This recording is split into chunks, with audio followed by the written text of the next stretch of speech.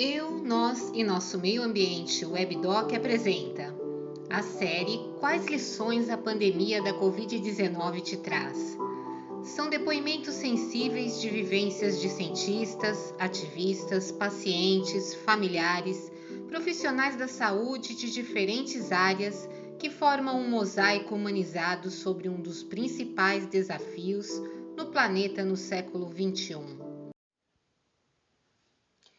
Neste episódio 6, o convidado é Franco Martins, pneumologista pela Unicamp, integrante da equipe de profissionais do Laboratório de Pneumologia do Centro Universitário Faculdade de Medicina do ABC, que compõe o grupo multidisciplinar das disciplinas de infectologia e pneumologia responsável pela iniciativa do ambulatório pós-Covid-19 da instituição. O atendimento engloba monitoramento das sequelas e processo de reabilitação pulmonar, quando necessário, de mais de 100 pacientes graves que tiveram alta médica especialmente do Hospital Estadual Mário Covas desde setembro de 2020 em Santo André, São Paulo, que foram atendidos na unidade de terapia intensiva. Essa experiência está sendo objeto de produção de pesquisas clínicas. Doutor Franco Martins, seja bem-vindo. O Eu, Nós e Nosso Meio Ambiente, o WebDoc, pergunta: quais lições a pandemia da Covid-19 te traz? Lições em todos os âmbitos da nossa vida, né? Acredito que não só para mim, mas cada pessoa vai ter uma percepção de como foi afetado por não só a pandemia, mas as consequências, o processo de como a gente entende o relacionamento com as pessoas. Eu posso citar, por exemplo, a mim como exemplo, onde o principal aprendizado está mais dentro do meu campo pessoal. Antes eu ficava muito tempo viajando, eu tinha um contato assim que eu gostaria muito menor com os meus familiares, com a minha esposa, com o meu filho. O isolamento, o distanciamento, a pandemia me trouxe para ficar muito mais tempo dentro de casa, e isso me levou a aumentar o meu relacionamento com os meus familiares, muito além isso acontecia previamente. Não tenho dúvida de que isso levou a uma mudança, não só na minha casa, mas na casa de várias pessoas que estão nos ouvindo, de como elas entendem as relações com o próximo. As relações com o próximo, desde o momento de levar o vírus para casa, que a gente pode a qualquer momento estar contaminado, eu continuo saindo, obviamente, para trabalhar no ambulatório e etc., onde eu atendo pacientes com pós-coronavírus, e ao mesmo tempo que eu tenho mais tempo em casa, eu posso também trazer esse vírus para casa, trazer para os meus familiares, para o meu pai, para minha mãe, que são pessoas que têm um pouco mais de idade, trazer para minha esposa, para os meus filhos, etc. Então, esses aprendizados, eles vão muito além do que eu, por exemplo, como pneumologista, tenho no meu campo pessoal. Nos levou a desafios onde, no momento, eu mesmo negligenciei o que poderia virar uma pandemia. Então, imaginei como, por exemplo, foi a SARS-CoV-1, onde a doença ficou restrita à região da Ásia, onde poderia, por exemplo, o MERS, o Middle East coronavírus, né? Onde a gente teve ali um vírus numa região onde ele ficou também restrito, apesar de ter uma alta mortalidade, né?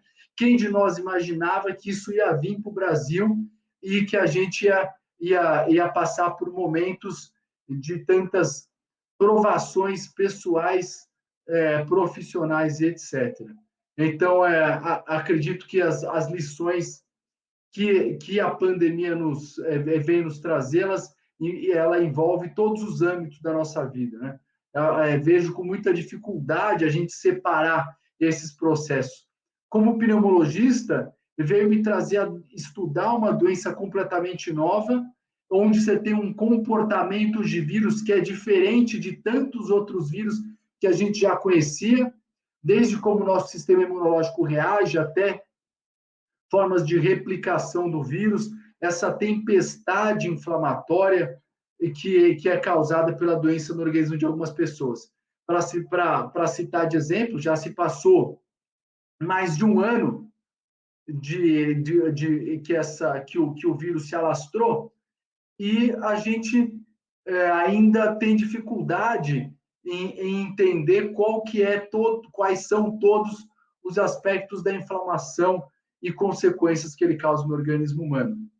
Enquanto a gente imaginava que, por ter um acometimento mais pulmonar no começo, isso ficaria muito a cargo de, por exemplo, um pneumologista ou especialistas da área da saúde que envolvem a parte respiratória, hoje o que eu mais ouço, por exemplo, no consultório é o cansaço. Então, os pacientes vêm com uma falta de energia muito importante ao longo das suas atividades, ao longo do dia. Isso levou um teste, um desafio também para os familiares dessas pessoas.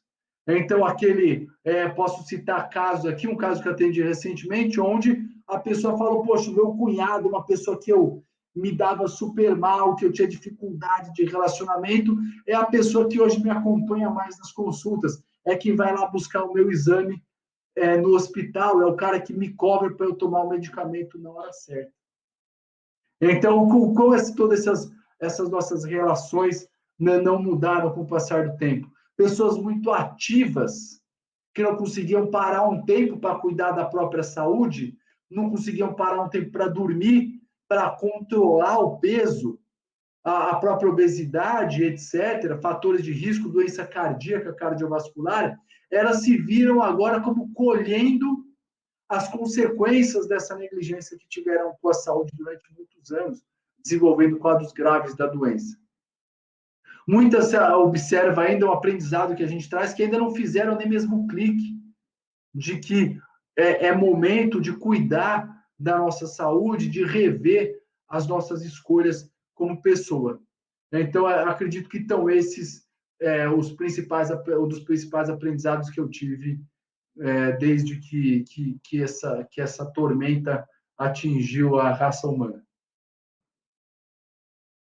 Outro ponto relevante que também foi negligenciado no começo da doença é o que fazer depois. O que fazer com os sobreviventes? A grande maioria das pessoas sobrevive ao coronavírus, graças a Deus. E o que fazer com esses doentes? Que sequelas eles apresentam? Que problemas eles vão ter depois? Então, nós tivemos muita dificuldade em identificar os fatores de risco. Depois, como prevenir com o advento das vacinas, como prevenir formas graves. Depois, como atingir o diagnóstico de uma forma mais rápida. E agora, como tratar essas pessoas de forma a reabilitá-las, a reinserir essas pessoas na sociedade, nas suas atividades. Eu junto com a equipe de pneumologia e de infectologia da Faculdade de Medicina do ABC, criamos um ambulatório público, com verba pública, vinculada à fundação do ABC, para atender esses pacientes graves, esses pacientes que estão se recuperando do coronavírus. É um ambulatório pós-Covid. Então, esses sobreviventes da doença dos casos graves, internados no hospital, têm a oportunidade de passar por um acompanhamento multidisciplinar lá no nosso serviço, onde a gente avalia a parte respiratória, a parte cardíaca, a parte do ponto de vista do que há de orientações da infectologia, e nós observamos muitas sequelas desses pacientes. Sequelas não só pulmonares, sequelas não só cardíacas, não só oftalmológicas, sequelas muito de cansaço, de perda da energia desses pacientes, de cansaço, de fraqueza, mas, acima de tudo, sequelas mentais. Essa é uma descoberta que nós íamos ter, como essas pessoas tiveram dificuldade, apresentam dificuldade de depressão, de tristeza, por passar todos esses momentos internados, durante o processo de intubação, todo esse período na UTI, pacientes que ficam uma semana, 2, 3, 4 semanas intubados e vão depois voltar para a sociedade de que forma? Então, esse é o nosso objetivo, atender esses pacientes, reabilitando, tentando reinseri-los, não só do ponto de vista físico, mas biopsicossocial. Então, esse é o nosso papel como cuidador, como provedor da saúde. Né? Então, a gente vai além do pulmão, além da atividade que eu exerço como pneumologista, mas também acolhendo esses pacientes que saem de uma internação hospitalar, muitas vezes ao redor do Brasil, não tenho dúvida, perdidos, com toda essa fraqueza, esse cansaço, essa falta de ar. O que eu vou fazer agora? Muitos deles não sabem nem para onde ir, né? Nos serviços até particulares, a gente observa essa perda de segmento, né? Também a chamada linha do cuidado. Então, a linha do cuidado não se interrompe na alta, ela se dá no pós-alta, no ambulatório, no atendimento desses egressos, dos pacientes que desenvolvem essas sequelas. E como eu sei quem desenvolve? Eu não sei, né? Eu tenho alguns fatores que predisponentes, que facilitam, eu imagino que eles vão acontecer, mas eu não sei como esse paciente, quando eu dou a alta, como esse paciente vai estar, dali uma semana, duas, dali um mês.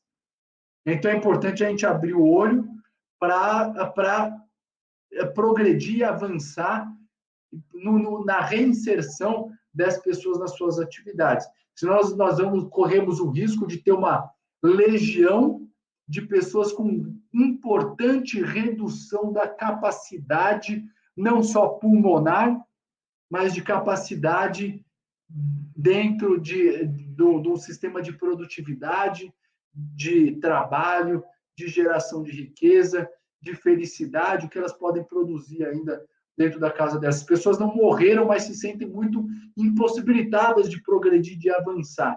E é papel de todos nós intervir de uma forma positiva a minimizar esses fatores. Né?